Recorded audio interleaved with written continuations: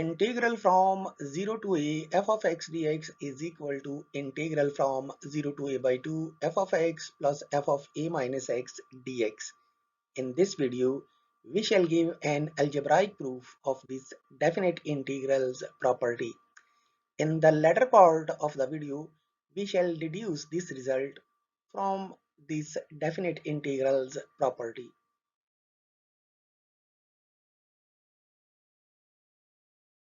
Let's split the integral on left hand side using the property integral from a to c f of x dx is equal to integral from a to b f of x dx plus integral from b to c f of x dx, where the point b must be between a and c. After applying this property, we can write the integral on left hand side 0 to a f of x dx is equal to 0 to a by 2 f of x dx plus a by 2 to a f of x dx, where a by 2 is definitely between 0 and a.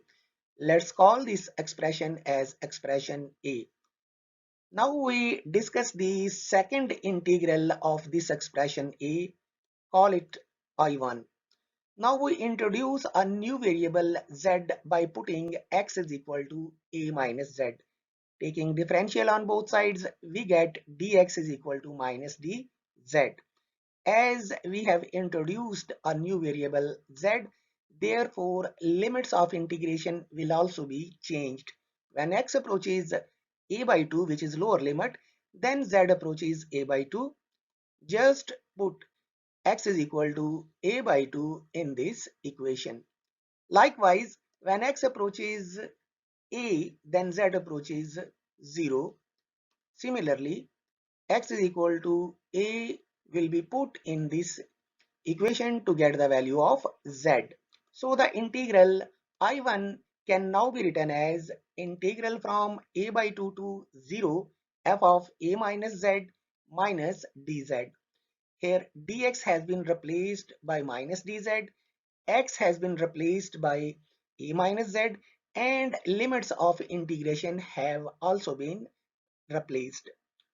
Now we can write this integral I1 as I1 is equal to minus into integral from 0 to a by 2 f of a minus z dz.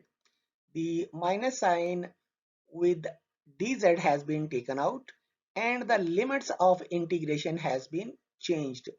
And when the limits of integration are changed, the sign of the definite integral is also changed by this property. Now I1 can now be written as 0 to a by 2 f of a minus z dz. Now we shall replace the variable name inside the definite integral. So we can write I1 is equal to 0 to a by 2 f of a minus x dx. Here z has been replaced by x, because in the definite integral, if the limits of integration are same, then we can change the name of variable. So we have proved that the integral from a by 2 to a is equal to integral from 0 to a by 2 f of x f of a minus x dx.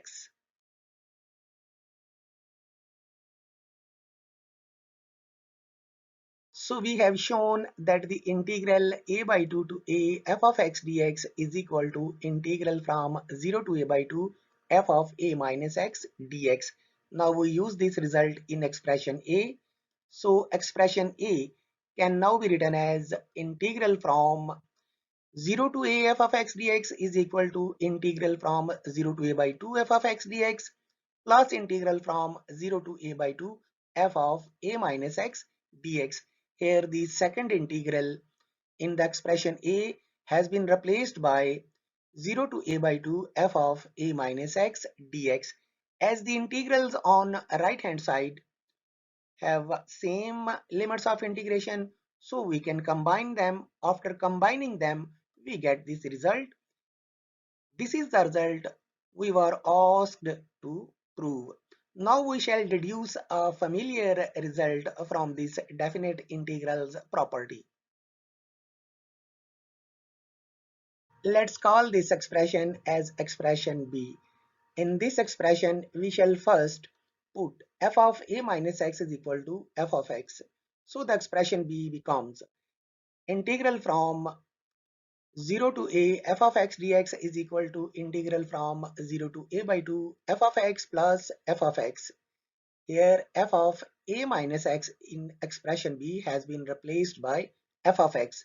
After simplifying, we can write integral from 0 to a f of x dx is equal to 2 times integral from 0 to a by 2 f of x dx.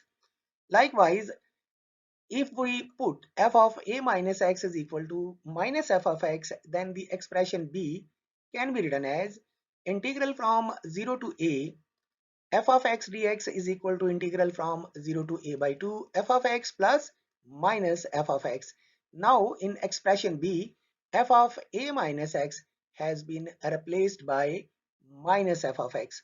So after simplifying, we get integral from 0 to a f of x dx is equal to 0.